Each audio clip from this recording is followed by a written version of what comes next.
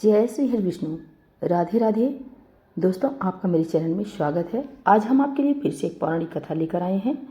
धार्मिक मान्यताओं के अनुसार हर व्यक्ति को अपने जीवन काल में धर्मराज की कहानी जरूर सुनना चाहिए, क्योंकि इस कहानी को सुनने से वैकुंठ धाम के रास्ते खुल जाते हैं।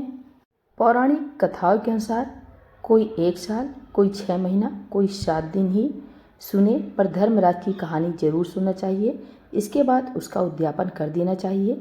उद्यापन में काठी, छतरी, टोकरी, टार्च, साड़ी, ब्लाउज का बेस, चप्पल, बाल्टी, रस्सी, 6 मोती, 6 मूंगा, यमराज जी की लोहे की मूर्ति, लोटे में शक्कर भरकर, 5 बर्तन, धर्मराज जी की सोने की मूर्ति, चांदी का चांद, सोने का सूरज, चांदी का सठिया ब्राह्मण को दान में देना चाहिए। इस बात का जरूर ध्यान रखें कि प्रतिदिन चावल का साठिया बनाकर ही कहानी सुनना चाहिए। आइए कथा सुनते हैं। पौराणिक कथा के अनुसार एक गांव में एक बुढ़िया रहती थी। वह खूब व्रत पूजन करती थी। जब उसकी उम्र पूरी हो गई तो उसे एक दिन यमदूत लेने आए और वह उनके साथ चल दी। रास्ते में चलते चलते एक गहरी नदी आई तो यमदूत ने उससे पूछा कि माई, तुमने गौदान किया है या नहीं। बुढ़िया ने तुरंत पूरी श्रद्धा से गाय का ध्यान किया तो गाय उसके समक्ष आ गई। फिर बुढ़िया उस गाय की पूंछ पकड़कर नदी आसानी से पार कर ली। कुछ देर बाद उसके रास्ते में काले कुत्ते आ गए। तब यमदूत ने कहा कि कुत्तों को खाना दिया था या नहीं। बुढ़िया ने फिर कुत्तों का ध्यान किया तो वे रास्ते से चले गए। बुढ़िया फिर से आगे बढ़ने लगी। तब उसके रास्ते में कौवे आ गए और उन्होंने उसके सिर में चोंच मारनी शुरू कर दी। तो यमदूत बोले कि किसी ब्राह्मण की बेटी के सिर में तेल लगाया था या नहीं। बुढ़िया ने फिर ब्राह्मण की बेटी का ध्यान किया तो कौवे वापस चले गए। कुछ आगे बढ़ने पर बुढ़िया के पैर में कांटे चुभना शुरू हो गए। तब यमदूतों ने बोला कि बुढ़िया, खड़ाऊ का दान किया था या नहीं। बुढ़िया ने उनका ध्यान किया तो खड़ाऊ भी उसके पैरों में आ गई।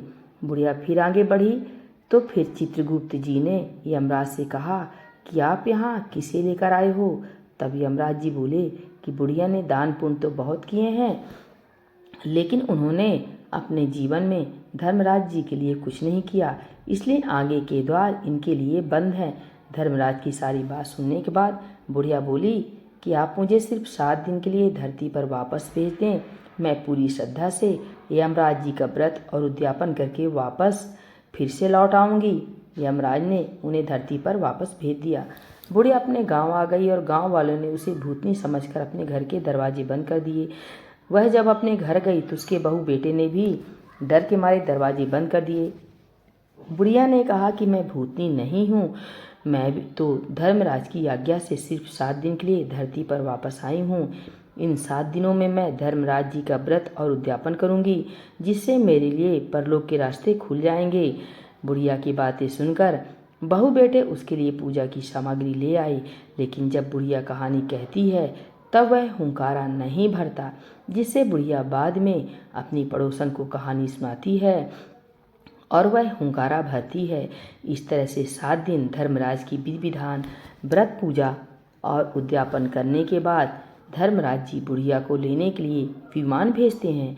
स्वर्ग से आए विमान को देख उसके बहू बेटों के साथ सारे गांव वाले भी स्वर्ग जाने को तैयार हो गए। बुढ़िया ने कहा कि तुम कहाँ तैयार हो रहे हो? मेरी कहानी तो सिर्फ मेरी पड़ोसन ने सुनी है, इसलिए वही मेरे साथ जाएंगे। तब सारे गांव वाले बुढ़िया से धर्मराज की कहानी सुनाने का आग्रह करने लगे। तब बुढ़िया उन्हें भी कहानी सुना देती है। कहानी सुनने के बाद गांव के सभी लोग विमान में बैठकर स्वर्ग जाते हैं। तो धर्मराज भी कहते हैं, मैंने तो विमान केवल बुढ़िया लाने के लिए भेजा था। तब बुढ़िया माई ने कहा कि हे धर्मराज जी, मैंने अपने जीवन में जो भी पुण्य किए हैं उसमें से आधा भाग मैं आप अपने गांव वाले को देना चाहती हूँ। इस तरह से धर्मराज ने ग्रामवासियों को भी स्वर्ग में जाने दिया।